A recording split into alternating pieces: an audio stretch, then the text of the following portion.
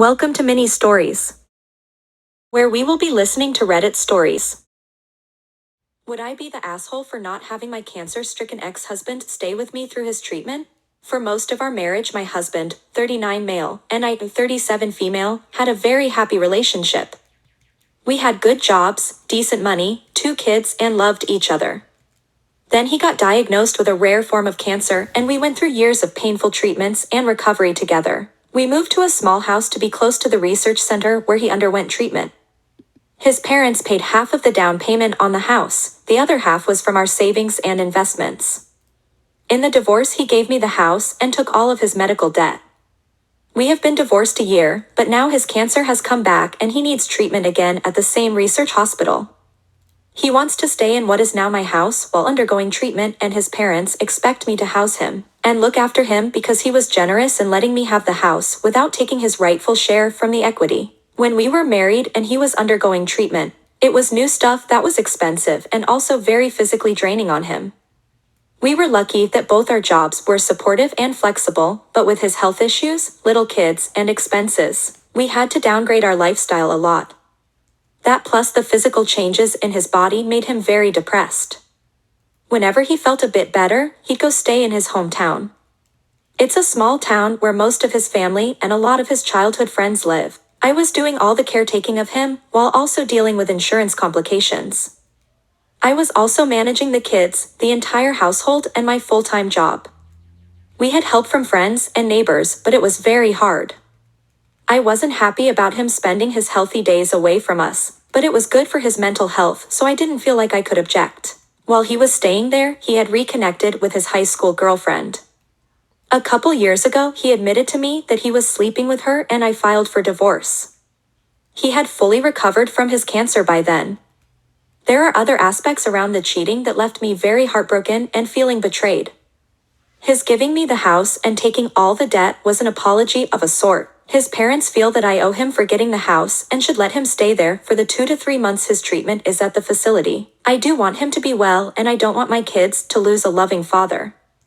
But I can't deal with having him around me, especially not if I end up being his nurse and caretaker again. I am still very bitter about how our marriage ended. A lot of people close to me are telling me that I should support him for the sake of my kids. Would I be the asshole if I say I can't do that? In the comments, they announced their engagement the day the divorce was finalized. That still hurts so much. I am struggling with this so much. I don't think I hate him, a part of me still loves him as an old friend. I definitely wouldn't want my kids to suffer the devastation of losing their father. He loves them and is loved by them. When I look at it as an outside observer, I can understand what he was going through in falling in love with someone else. During the worst parts of his illness, I was frequently cleaning up after him, his vomiting, his loss of bowel control. I pulled muscles and injured myself helping him move. He found that emasculating. So I can see how he'd find it appealing that someone still saw him as the old him when he was healthy and strong, and I became the nurse figure. So I tell myself that, and I don't hate him. But I went years without sex because he was sick. The loss of libido was an expected temporary side effect of his medication. I accepted that and made do with being celibate. I feel guilty talking about how painful it was because I should be grateful he survived, and that is so trivial given the situation. But I would masturbate in hiding, didn't even get a vibrator because I didn't want him feel bad or awful for not being able to do it. And all this time I was making do thinking he wasn't able to, he was sleeping with a whole another person. And that disloyalty still makes me cry. Even without the cheating and whatnot, caretaking is a full-time job and it's very taxing emotionally, mentally, and physically. You're not his wife anymore. You have no obligation to do this. OP, the last time I did it out of love, I can just not do it now. It was very difficult. The big upside to me in getting divorced was not having to deal with that anymore. As difficult as it is to take care of a sick person, dealing with the insurance bureaucracy and keeping track of all the medical contacts and treatment details is a pretty big logistical nightmare. Maybe for the sake of his children you could allow him to stay there, but he or his parents pay for a nurse or aide to care for him. You are certainly not obligated to help him in any way, but your children are old enough to know he's ill, and if you choose not to help him, it will likely adversely impact your relationship with your kids. If not now, later, especially if something happens to him and he dies, if you don't help him, I fear they will blame you for not helping him by at least allowing him to stay there. OP, I hadn't started thinking on those terms yet, but yes, you are right, I have to measure how my kids will react to this. I haven't told them yet that he is sick again. They were very little back then and only knew that Dad was sick and got better. Now my oldest is big enough to understand cancer and what that means. My ex has been the fun Disney dad since we separated. They adore him. The chances of his parents being unaware that their son was sleeping with his high school girlfriend when he came home is zero. OP, oh, they knew and supported him. They were always good to me, so it wasn't like they wanted to break up my marriage, but they were in whatever makes him happy because he survived cancer. I think he received some side-eye for this from people who knew what we went through. And my ex-in-laws did damage control by making overly gushing social media posts about how the GF always looked out for him, and made him laugh when they were kids and did it again when he was going through a hard time. As if her comedy skills are what cured his cancer. I was just the background maid / nanny / assistant character that can be ignored. Sorry, I am still bitter and I keep regurgitating the same stuff. About the in-laws. They are my kids' grandparents, the only loving grandparents my kids have. They dote on my kids and drive hours to spend time with them and take them places. I resent them, but they are good grandparents. Judgment, not the asshole. Update. The Sunday after I made the post to Am I the Asshole, my ex-in-laws picked up the kids for a zoo trip. They sometimes come to pick them up to entertain them, and so I thought nothing of it. A few hours later, a very teary and contrite mother-in-law dropped off 2 bawling kids with me. She told them their dad is sick and will die if he doesn't stay with us and go to the hospital. We hadn't had a talk with the kids yet about the diagnosis, and she dropped it on them that he is dying from cancer. He is not dying. It's a painful treatment, but he'll recover. I was so furious I was raging. I called the ex and tore him a new one. He was shocked too, and we together exploded at his mom. She broke down and cried, begging me to not take away her grandkids from her, as if I'd trust her after this. Ex and I together talked to the kids, him on video, and assured them that yes, he is sick, but he'll be fine. He just needs to go to the hospital and they'll make him better like the last time he was sick. The kids settled after that, but my oldest has been at me crying and begging to make Dad come live with us. I promised them I'd talk to Dad and figure out what's the best thing to do. I swallowed a lot of bile to talk to him about why he was doing this. We had a pretty long and detailed discussion.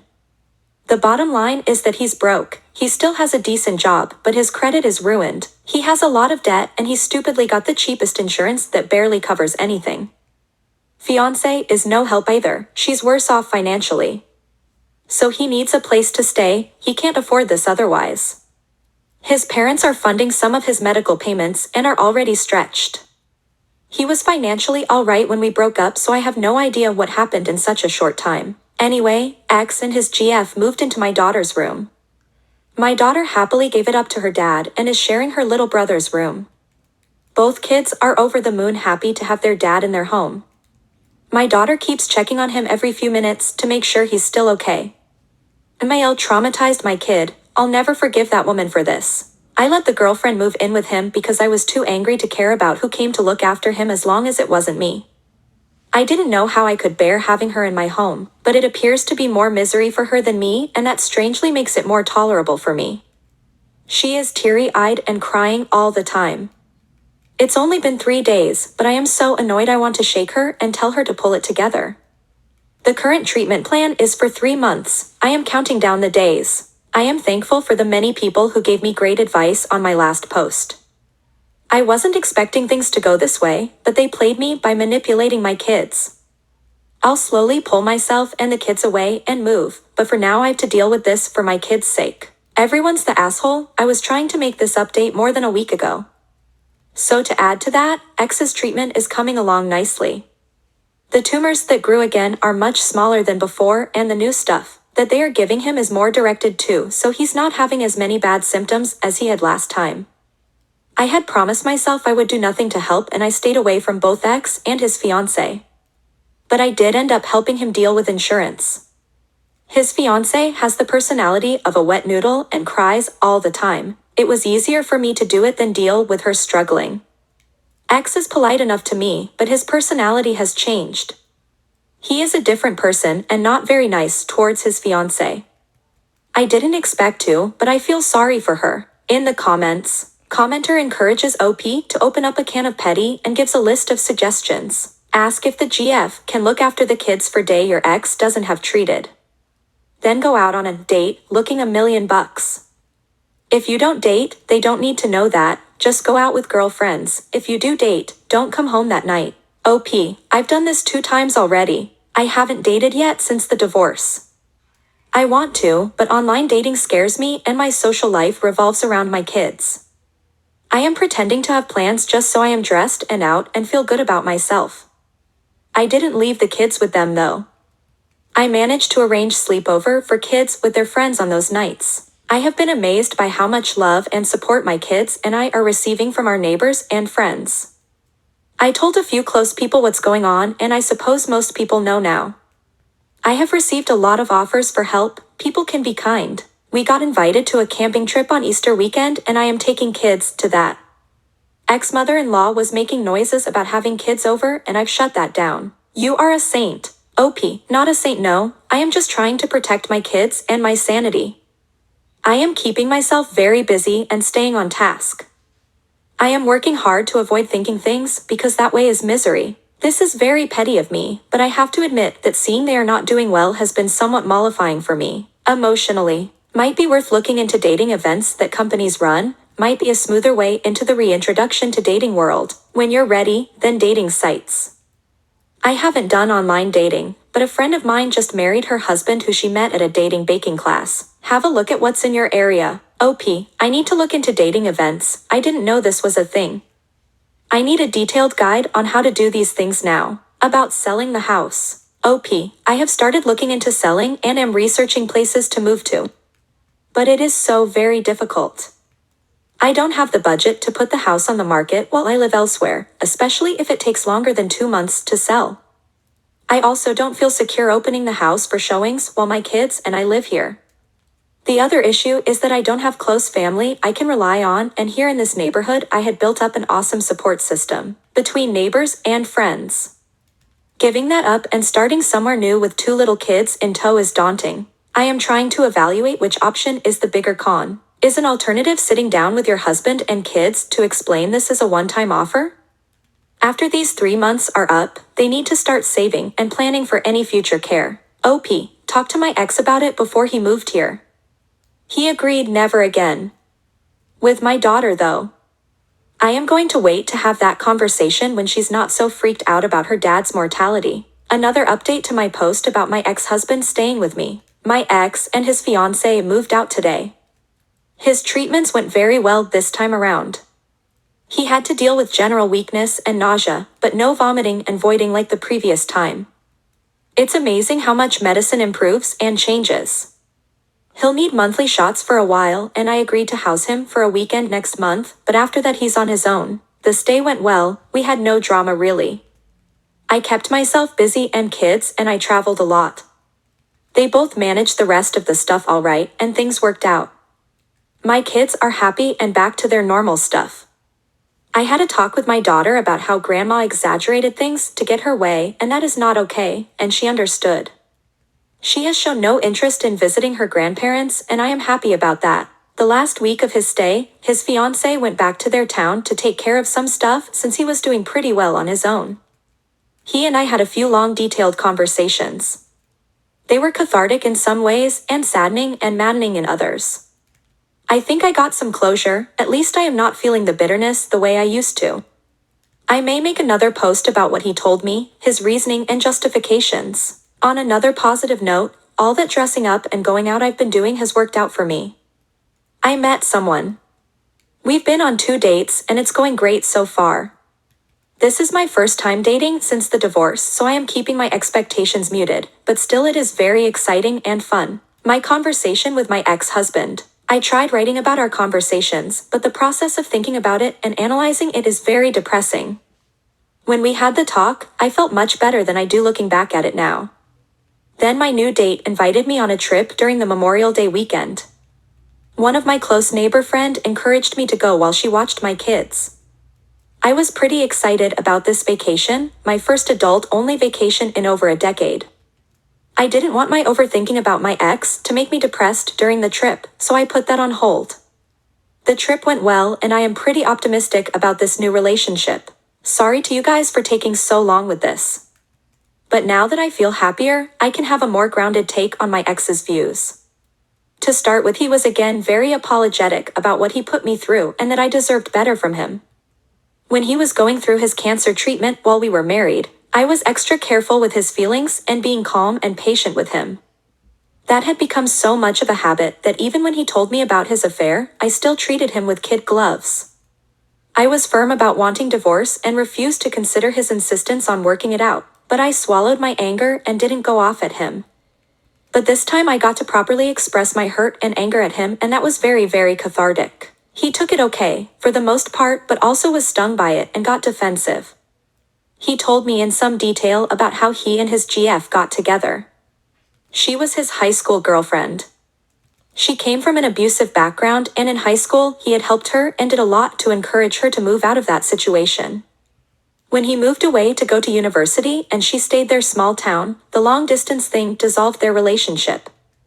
He wanted a more big city life, and a few years after college he met me. When he was visiting his parents' home more while recovering, he reconnected with her.